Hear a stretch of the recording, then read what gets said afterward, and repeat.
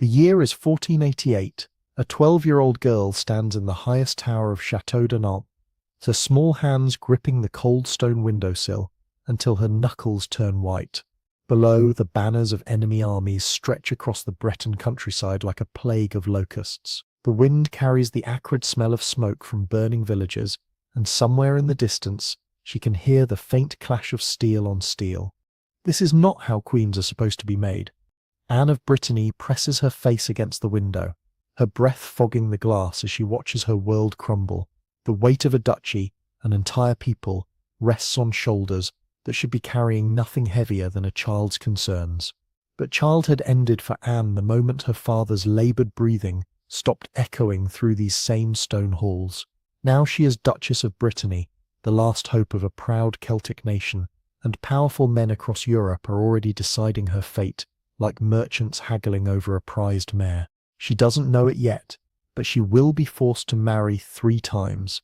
She will endure at least 14 pregnancies, watching child after child slip away like morning mist. She will be passed from one conqueror to another, each marriage a political shackle disguised as a golden crown. This is the story of how a little girl became the most tragic queen in European history, and how she somehow found the strength to fight back. Before diving into these forgotten stories of survival and suffering, if you enjoy learning about the hidden truths of history, consider hitting that like button and subscribing for more content like this. And please, comment below to let me know where you're listening from. I find it incredible that we're exploring these ancient stories together from different parts of the world, connected across time and space by our shared curiosity about the past. To understand Anne's tragedy, you have to understand what Brittany was and what it meant to lose it. Picture a land where ancient Celtic traditions still whispered through oak groves, where the Breton language flowed like honey on the tongues of fishermen and farmers, where proud dukes had ruled independently for centuries, while the rest of Europe shifted like sand around them. Brittany was the last free Celtic nation, a stubborn thorn in the side of an expanding French kingdom. When Anne's father, Duke Francis II, died in 1488, he left behind no male heirs, only 2 daughters, with Anne as the elder. In a world where women were considered property to be traded, inherited, or conquered, this was both Anne's curse and her opportunity. The moment news of Francis's death reached the royal courts of Europe, the vultures began circling. King Charles VIII of France, barely older than Anne herself, saw an opportunity to finally absorb Brittany into his growing empire. The Holy Roman Emperor Maximilian V viewed her as a potential pawn in his endless chess game with France. Meanwhile, Anne stood in her father's tomb, tears streaming down her face, unknowing that powerful men were already drawing up marriage contracts with her name on them. At 13, Anne made her first desperate move. In a secret ceremony that would have been considered treasonous by the French court, she married Maximilian Amai by proxy. The emperor wasn't even present. A stand-in held Anne's trembling hand as she spoke vows to a man she'd never met, in a language she barely understood. It was a political alliance masquerading as a marriage, designed to give Brittany the protection of the Holy Roman Empire against French aggression. But Anne had underestimated the ruthlessness of teenage kings. Charles VIII of France was not about to let his prize slip away to a Habsburg emperor. In 1491, French armies swept across Brittany like a plague of iron and fire. They moved with the precision of a well-oiled machine, capturing fortress after fortress, cutting off supply lines, and slowly tightening the noose around Anne's neck. Picture the scene, a 15-year-old girl standing on the battlements of Rennes, watching the French banners multiply on the horizon like a deadly rash. Her advisors speak in hushed, urgent tones behind her, but their words blur together into meaningless noise. The reality is stark and brutal. Brittany cannot win this war. The French have more men, more gold, more time. Anne's proxy marriage to Maximilian has proven to be nothing more than a paper shield against a very real sword. The siege of Rennes lasted months. Inside the city, food grew scarce, and Anne could hear the distant thunder of French cannons testing the walls. She must have wondered if Maximilian would come to her aid, if the promised armies of the Holy Roman Empire would appear on the horizon like salvation. They never came. In the game of European politics, Anne was discovering that promises made to teenage girls were worth less than the parchment they were written on. By winter, the choice was clear: surrender or watch her people starve. Anne chose surrender, but Charles VIII's terms were savage. Not only would she have to renounce her marriage to Maximilian, but she would have to marry Charles himself, the conqueror demanding the conquered as his bride. It was a pattern as old as warfare itself. On December 6, 1491, Anne stood in the Cathedral of Langeais, her hands shaking as she placed them in Charles's. She was barely 16, and he was 21. The ceremony was magnificent: cloth of gold, precious stones, hundreds of witnesses. But Anne's eyes were hollow. She was signing the death warrant of Breton independence, and she knew it. The marriage contract was particularly cruel. It stipulated that if Charles died before Anne, she would be required to marry his successor. She wasn't just becoming a queen, she was becoming a hereditary asset of the French crown, to be passed from one king to the next, like a prized jewel. The girl who had once stood defiantly in the towers of Nantes was now legally forbidden from ever escaping French control. Their wedding night was a study in royal brutality disguised as ceremony. Charles, barely out of his teens himself, was not known for his gentleness.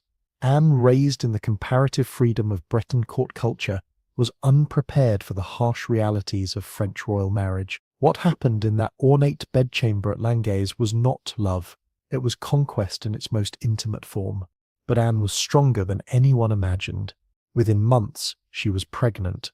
The French court celebrated an heir to secure the union of Brittany and France. Anne must have felt a complex mixture of emotions: hope that this child might give her some measure of power, fear for what carrying a conqueror's child meant for her soul, and the devastating knowledge that she was now trapped forever. The child was born dead. This would become the pattern of Anne's life: hope followed by crushing loss, pregnancy followed by grief. In the medieval world, infant mortality was common, but Anne's losses were extraordinary even by the standards of the time. She would endure at least 14 documented pregnancies, with most ending in miscarriage, stillbirth, or infant death. Imagine the psychological toll.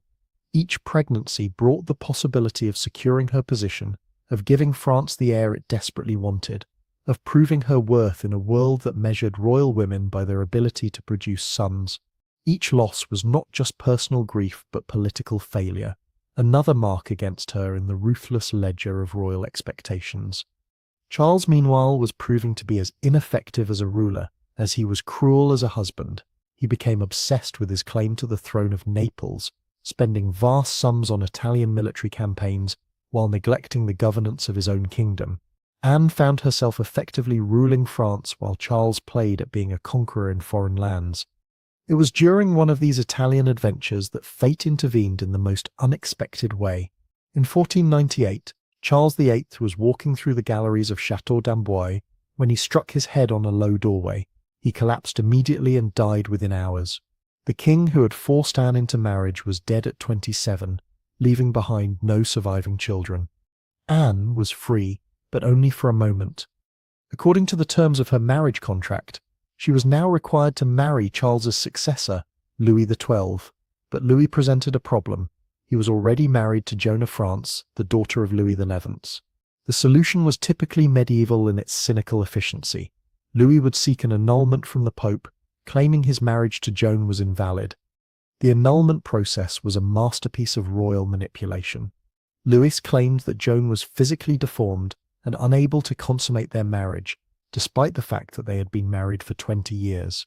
Joan, a pious woman who had never done anything but serve her husband faithfully, was dragged through public humiliation as intimate details of her body and their marriage were debated by church lawyers. Anne watched this proceeding with growing horror. She was seeing her own future played out in Joan's present. Royal women were not people but problems to be solved, obstacles to be removed, resources to be redistributed. When Joan was finally cast aside and sent to a convent, Anne knew she was staring at her own potential fate. But Anne had learned something during her first marriage. She had discovered that even trapped queens could wield power if they were clever enough. When Louis XII came to claim her as his bride, Anne surprised everyone by negotiating. She agreed to marry Louis, but this time she demanded concessions. Brittany would retain certain autonomous privileges. She would have a say in the succession if they had children. Most importantly, She secured a promise that if Louis died before her, she would not be forced to marry his successor. She would be free to choose her own fate. The negotiations were a masterclass in royal diplomacy. Anne, now 22 and hardened by years of loss and betrayal, faced down the most powerful king in Europe and extracted promises that should have been impossible for a woman in her position to obtain. She had learned to use her value as a political asset to carve out small spaces of autonomy within the prison of royal marriage. The wedding, held in 1499, was a far different affair from her first. Anne was no longer the terrified teenager who had trembled before Charles VIII. She was a queen who had buried children, ruled a kingdom, and survived the machinations of European politics. When she placed her hand in Louis's, it was not surrender, but negotiation. Louis XII proved to be a different kind of husband than Charles had been. Where Charles was brutal and impulsive, Louis was calculating and patient. He understood that Anne was not just a wife, but a political partner whose cooperation was essential to his reign. Their marriage, while still fundamentally coercive, developed into something resembling mutual respect. Anne threw herself into her new role with fierce determination. She established a court culture that blended French sophistication with Breton traditions, created patronage networks that extended her influence throughout the kingdom, and began the delicate work of ensuring that Brittany retained its unique identity even within the French realm. But the ghosts of her lost children haunted every moment. Each pregnancy brought hope and terror in equal measure. She had learned to manage her expectations, to prepare for loss even as she prayed for success. The psychological armor she had developed was impressive but heartbreaking. A woman who had trained herself not to hope too much for her own children. In 1501, Anne gave birth to a daughter, Claude. The child lived, thrived, and became the light of Anne's life. For the first time in years, Anne experienced the joy of successful motherhood. But even this happiness was tinged with political reality. Claude was a daughter, not the son France desperately needed. Anne's subsequent pregnancies followed the familiar pattern of loss. Sons who lived only days, daughters who never drew breath. The endless cycle of hope and grief that defined royal motherhood in an age of primitive medicine and political pressure. Each loss was both personal tragedy and state crisis, another failure in Anne's primary duty as queen. The political implications of these losses were enormous. Without a male heir, the succession remained uncertain. Anne's failure to produce sons was seen as a divine judgment, a sign that perhaps the union of Brittany and France was not blessed by God. Courtiers whispered. Foreign ambassadors sent coded messages to their masters, and Anne felt the weight of an entire kingdom's future pressing down on her shoulders. But Anne had learned to find power in unexpected places. She became a patron of the arts, commissioning works that celebrated Breton culture and history. She established schools and hospitals, creating institutions that would outlast her own life. She carefully managed her daughter Claude's education, ensuring that the girl would be prepared for the brutal realities of royal life. In 1514, after 15 years of marriage to Louis XII, Anne faced her greatest test. Louis, now 52 and in poor health, was contemplating remarriage after Anne's death to secure the succession. The king, who had promised to honour their marriage contract, was already making contingency plans that would undo everything Anne had fought for. Anne's response was swift and decisive. She arranged for Claude to be betrothed to Francis of Angoulême, Louis's heir presumptive. It was a brilliant political move. By ensuring that Claude would marry the next king, Anne was securing both her daughter's future and Brittany's continued connection to the French throne. If Anne couldn't produce sons, she would at least ensure that her daughter's sons would rule. But the effort exhausted her. Years of political manoeuvring, repeated pregnancies, and the constant stress of royal life had taken their toll. Anne's health began to fail in the winter of 1513. She was only 36, but she had lived several lifetimes' worth of tragedy and struggle. As she lay dying in the Château de Blois, Anne must have reflected on the impossibility of her situation. She had been forced to marry 3 times, had endured 14 pregnancies, had watched most of her children die, and had sacrificed her homeland's independence on the altar of political necessity. Yet she had also negotiated unprecedented autonomy for a royal woman, had preserved elements of Breton culture, and had secured her daughter's future. The irony was profound.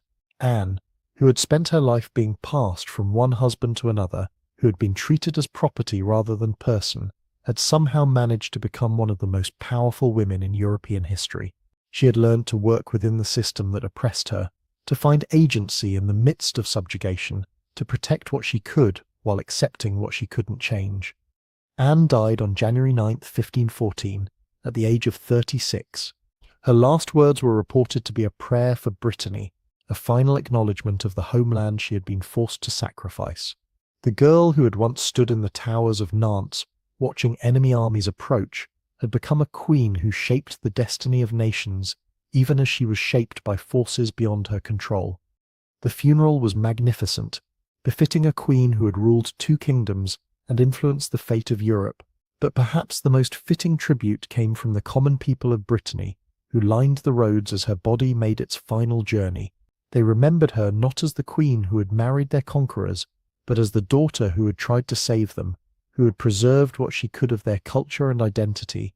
But to truly understand the magnitude of Anne's tragedy and triumph, we need to delve deeper into the moments that shaped her, the intimate details of a life lived under impossible circumstances, the small rebellions that added up to something resembling freedom, and the cost of survival in a world that viewed women as nothing more than walking wombs and political assets. Let's return to that first wedding night at Langeais. In 1491, Anne, 16 and trembling, stood in the ornate bedchamber as servants prepared her for her duties as wife to Charles VIII. The room was decorated with tapestries depicting scenes of conquest. How grimly appropriate! The bed itself was a monument to royal excess, carved with symbols of French power that must have felt like mockery to a girl who had just signed away her homeland's independence. What the official chronicles don't tell you is that Anne wept, not the delicate tears of a romantic bride, but the raw, desperate sobs of a prisoner who finally understands the full scope of her captivity. Her ladies-in-waiting, themselves products of aristocratic marriages arranged for political gain, offered what comfort they could. But what comfort could there be? Anne was about to be initiated into the most intimate form of conquest, and everyone in that room understood the reality behind the ceremonial pomp. Charles entered the chamber with the swagger of a young man who had never been denied anything he wanted. At 21, he was already showing signs of the physical and mental instability that would define his reign. His appearance was striking in all the wrong ways: a protruding jaw, a hooked nose, and eyes that seemed to look through people rather than at them. This was the man who would father Anne's children, who would share her bed, who would have unlimited access to her body for the rest of his life. The consummation was brutal. Medieval marriage contracts were explicit about the need for witnesses to confirm that the union had been properly completed, so Anne's humiliation was not even private. The blood-stained sheets were displayed as proof of her virginity and the marriage's validity, a medieval trophy that reduced her most intimate moment to a matter of state record. But Anne learned something crucial that night. Survival required a kind of internal fortification that had nothing to do with castle walls or armies. She discovered that she could separate her mind from her body, that she could endure what could not be changed while preserving some essential core of herself that remained untouchable. It was a skill that would serve her well in the years to come. The early months of her marriage to Charles were a masterclass in royal humiliation. The French court, flush with victory over Brittany, treated Anne like a prized captive rather than a queen. Courtiers would bow to her face and snicker behind her back, making jokes about the Breton mare and placing bets on how long it would take her to produce an heir. Anne endured these slights with outward grace, but inside she was cataloguing every insult, every slight, every moment of disrespect. She was learning the true cost of conquest, not just the loss of political independence, but the systematic destruction of personal dignity. Her first pregnancy came quickly, as was expected. The French court celebrated with premature enthusiasm, already planning the christening of the prince who would cement the union of Brittany and France. Anne, meanwhile, was experiencing the peculiar mixture of hope and terror that would characterize all her pregnancies. Would this child be her salvation or her doom? Would motherhood give her power or simply provide another weapon for her enemies to use against her? The pregnancy was difficult from the start. Anne suffered from persistent nausea, debilitating headaches, and a strange sense of foreboding that she couldn't shake. The court physicians, men who understood politics better than medicine, assured everyone that these were normal symptoms, signs of a strong child growing in her womb. But Anne's body was telling her something different. She lost the baby in her 6th month. The child was born just developed enough for everyone to see that it would have been the son France desperately needed. Anne held the tiny, perfectly formed body in her arms. This prince who would never rule, this child who had died before drawing a single breath. The grief was overwhelming, but what made it unbearable was the immediate shift in how she was treated. The moment the child's death was confirmed, Anne transformed from precious vessel to potential problem. The whispers started immediately. Was she cursed? Was God punishing France for something? Was she capable of bearing healthy children at all? Charles's reaction was telling. He showed no grief for the lost child, no concern for Anne's physical or emotional well-being. Instead, he immediately began calculating when she would be ready to conceive again. The baby was barely cold when discussions began about how to optimize Anne's next pregnancy. She realized with stunning clarity that she was not a wife who had lost a child, but a failed breeding project that needed to be recalibrated. The second pregnancy came within months. Anne's body had barely recovered from the first loss when she found herself expecting again. This time she was determined to do everything perfectly. She followed every recommendation of the physicians, every superstition of the midwives, every prayer suggested by the priests. She ate foods that were supposed to encourage male children, slept in positions that were believed to prevent miscarriage, and wore amulets that promised divine protection for her pregnancy. None of it mattered. The second child lived only 3 days. Anne held her dying son as his breathing grew shallow, watching the life fade from his eyes while courtiers already whispered about what his death meant for the succession. She realized that she was trapped in a nightmare from which there was no awakening, condemned to endure pregnancy after pregnancy, loss after loss, with each failure making her more vulnerable to the political machinations of those who saw her as an obstacle to be removed. The pattern established itself with horrifying regularity: pregnancy, hope, loss, blame, and the immediate pressure to conceive again. Anne's body became a battleground where the future of nations was fought, and she was losing every battle. The physical toll was enormous. Constant pregnancy and miscarriage left her weak, anemic, and prematurely aged. But the psychological damage was perhaps worse. She was developing a kind of protective numbness, a way of experiencing hope without fully believing in it, of preparing for loss even as she prayed for success. Charles, meanwhile, was proving to be as incompetent as a king as he was callous as a husband. His obsession with the Italian wars consumed vast resources and attention, leaving France's internal affairs to be managed by others. Anne found herself stepping into the void, managing correspondence, meeting with ministers, and making decisions that should have been Charles's responsibility. It was ironic. She was gaining real political power just as her personal life was becoming a catalogue of losses. The Italian campaigns also provided Anne with some respite from the relentless pressure to conceive. When Charles was away playing soldier, she could focus on governance rather than pregnancy. These periods of relative freedom gave her glimpses of what she might have been capable of if she had been born male, or if she had lived in a different era. She proved to be a skilled administrator, a thoughtful policymaker, and a capable diplomat, but these achievements were always overshadowed by her primary duty, producing an heir for France.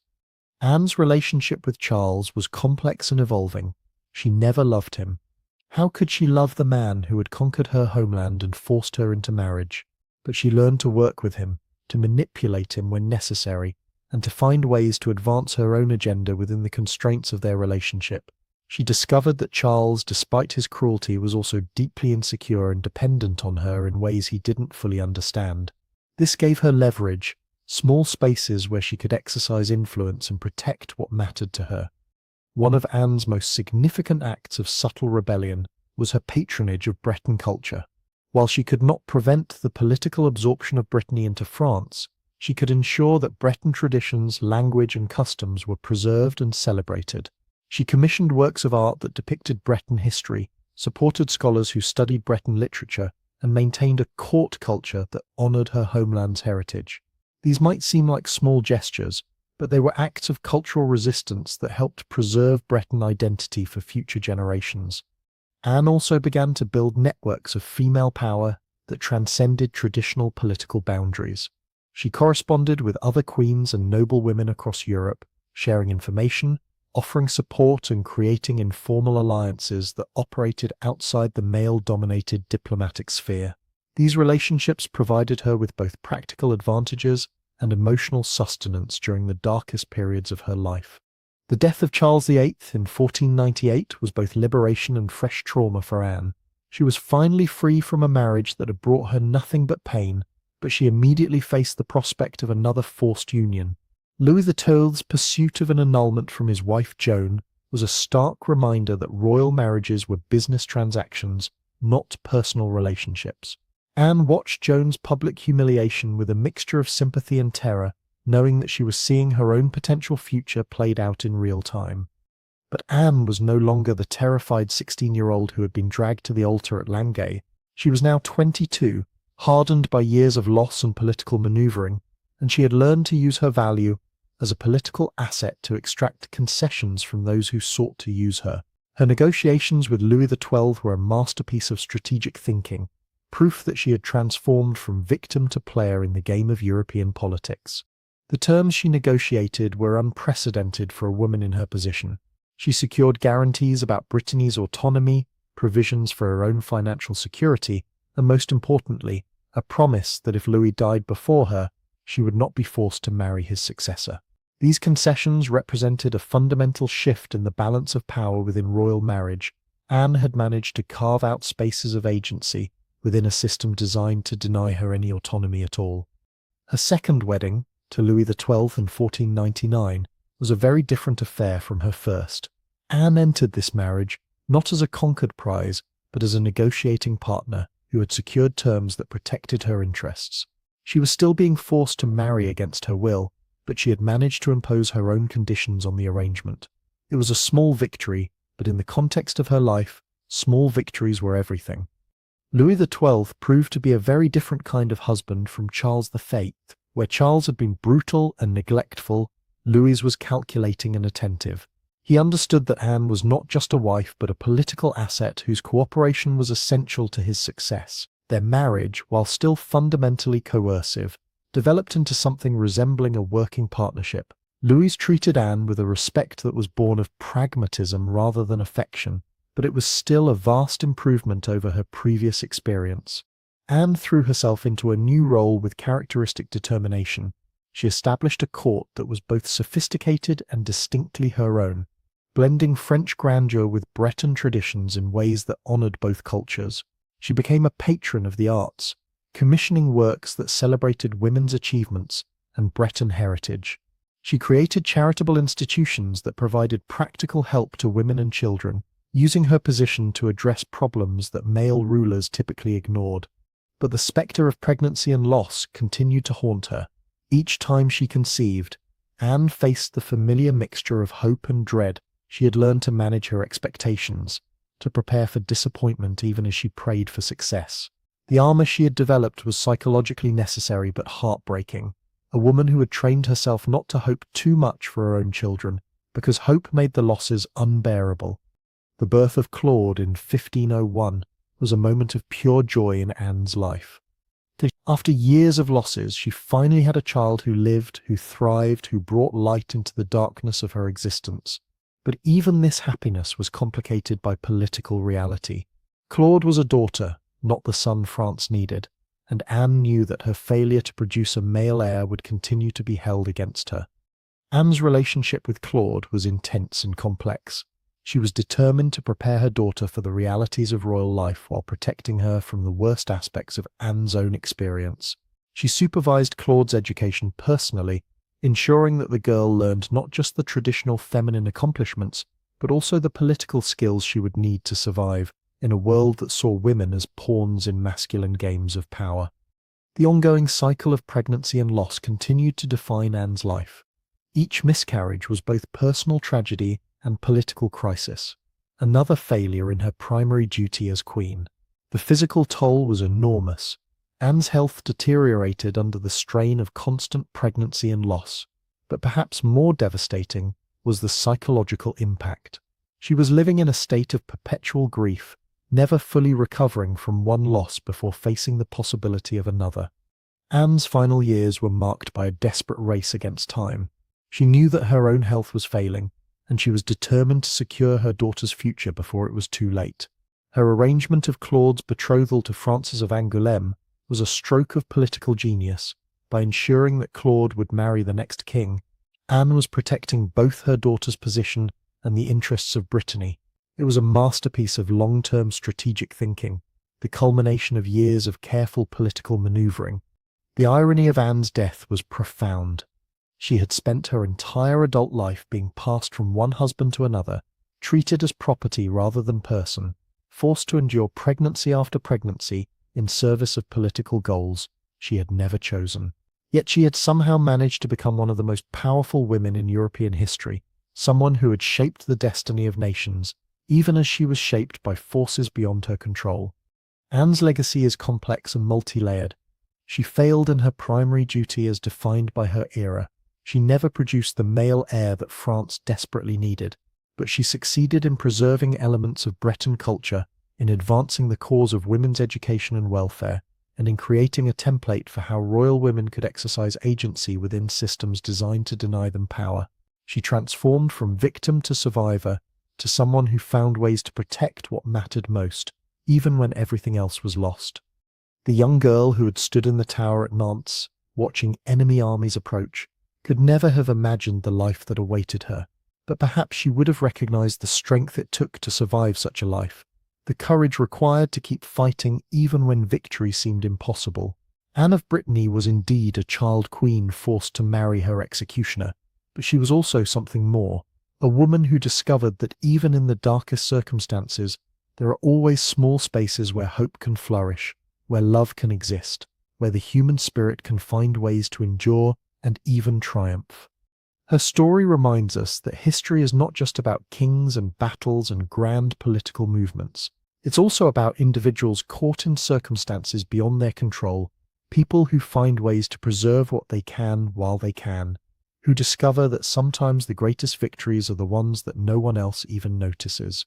Anne saved what she could of her world, and in doing so, she saved something essential about what it means to be human in the face of impossible odds. The wind still blows through the towers of Nantes, carrying the salt scent of the sea and the whispered stories of those who came before, and sometimes, if you listen carefully, you can hear the echo of a young girl's voice, defiant and determined, promising that some things, love, hope, the memory of who we were, will endure long after the armies have passed and the conquerors have turned to dust. Anne's daughter Claude would go on to marry Francis I and become Queen of France, continuing the line that would rule for centuries. But Claude's path was remarkably different from her mother's. She enjoyed the relative freedom that came from marrying by choice rather than conquest, from entering a union that was political but not coercive. The cycle of forced marriage and political subjugation that had defined Anne's life was finally broken by Anne herself. Through her careful planning and fierce negotiations, she had ensured that her daughter would have choices that Anne herself had never been allowed to make. Standing in that tower at Nantes, watching the armies approach, 12-year-old Anne could never have imagined the life that awaited her. She could never have foreseen that she would be forced to marry her conqueror, that she would bury child after child, that she would become the most powerful woman in France, even as she remained trapped by the very system that elevated her. But perhaps she would have recognized the strength it took to survive such a life. Perhaps she would have understood that sometimes the greatest act of rebellion is not resistance but persistence, not the dramatic gesture but the quiet determination to protect what you can while you can. Anne of Brittany was indeed a child queen forced to marry her executioner, but she was also something more, a woman who discovered that even in the darkest circumstances, even within the most restrictive systems, there are always small spaces where agency can flourish, where love can exist, where hope can survive. The girl in the tower became the woman who saved what she could of her world, who transformed conquest into negotiation, who turned survival into a form of victory. In the end, perhaps that's the most any of us can hope for, to face the forces that would destroy us and find ways to preserve what matters most, even when everything else is lost. The wind still blows through the towers of Nantes, carrying the salt scent of the sea and the whispered stories of those who came before. And sometimes, if you listen carefully, you can hear the echo of a young girl's voice, defiant and determined, promising that some things, love, hope, the memory of who we were, will endure long after the armies have passed, and the conquerors have turned to dust.